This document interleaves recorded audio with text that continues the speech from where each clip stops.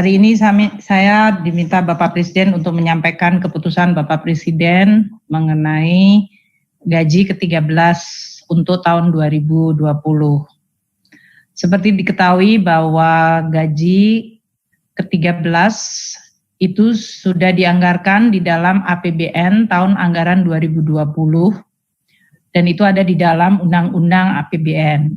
Namun pelaksanaan Undang-Undang APBN 2020 memang mengalami banyak sekali perubahan diakibatkan karena terjadinya COVID-19 yang mempengaruhi sangat besar terhadap keseluruhan postur APBN, terutama di bidang belanja negara, di mana banyak sekali tambahan-tambahan anggaran yang muncul untuk penanganan COVID dan untuk pemberian bantuan sosial serta untuk pemulihan ekonomi. Sehingga pemerintah akan terus melakukan pengelolaan di dalam APBN agar betul-betul memang fokus bisa menangani COVID dan dampak-dampaknya terhadap sosial maupun ekonomi. Nah, untuk gaji ke-13,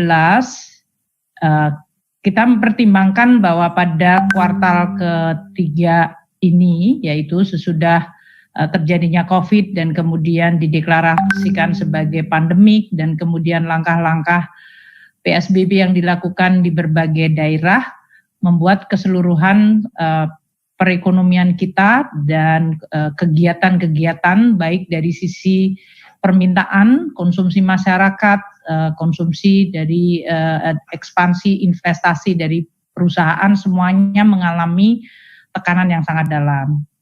Pemerintah menganggap bahwa pelaksanaan untuk gaji ke-13 sama seperti THR bisa dilakukan untuk bisa menjadi bagian dari stimulus ekonomi atau mendukung kemampuan dari masyarakat di dalam melaksanakan kegiatan-kegiatannya, terutama ini dikaitkan dengan tahun ajaran baru dan juga dalam kondisi di mana COVID mungkin meningkatkan beberapa belanja yang dilakukan oleh ASN, TNI, Polri, dan pensiunan.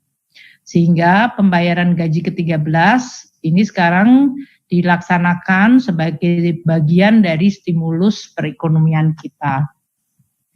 Nah, untuk kebijakan gaji dan pensiun ke-13 ini, kami melaksanakan dengan memperhatikan kebijakan THR yang sudah dilakukan pada bulan Mei yang lalu, yaitu tidak diberikan kepada pejabat negara, pejabat eselon 1 dan pejabat eselon 2 dan pejabat setingkat mereka.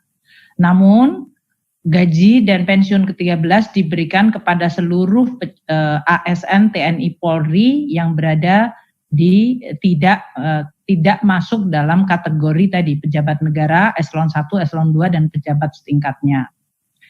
Anggaran yang disiapkan untuk pelaksanaan pembayaran gaji ke-13 ini adalah sebesar 28,5 triliun rupiah yang terdiri dari untuk APBN, ASN, untuk gaji dan tunjangan yang melekat pada gaji, untuk ASN pusat adalah 6,73 triliun rupiah. Sedangkan untuk pensiun ke-13, anggarannya adalah sebesar 7,86 triliun rupiah. Untuk pembayaran ASN daerah melalui APBD adalah sebesar 13,89 triliun rupiah. Sehingga total untuk pembayaran gaji ke-13 ini adalah 28,5 triliun rupiah. Pembayaran gaji ke-13 akan direncanakan dilakukan pada bulan Agustus 2020 dan untuk pelaksanaan ini kita akan segera mengeluarkan revisi dari regulasi-regulasi yang ada.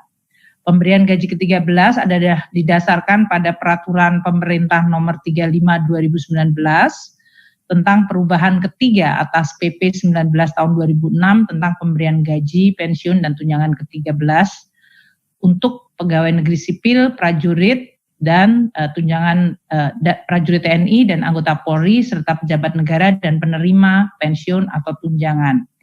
Dan PP nomor 38 2019 tentang perubahan atas PP 24 tahun 2017 yaitu tentang pemberian penghasilan ke-13 untuk pimpinan dan pegawai non-PNS pada lembaga non-struktural. Oleh karena itu, pelaksanaan kebijakan gaji ke-13 2020 akan dilakukan dengan melakukan pengubahan pada kedua PP tersebut. Diakibatkan karena tadi yang menerima untuk tunjangan gaji ke-13 adalah mereka yang di bawah level pejabat negara eselon 1, eselon 2 dan pejabat yang setingkatnya.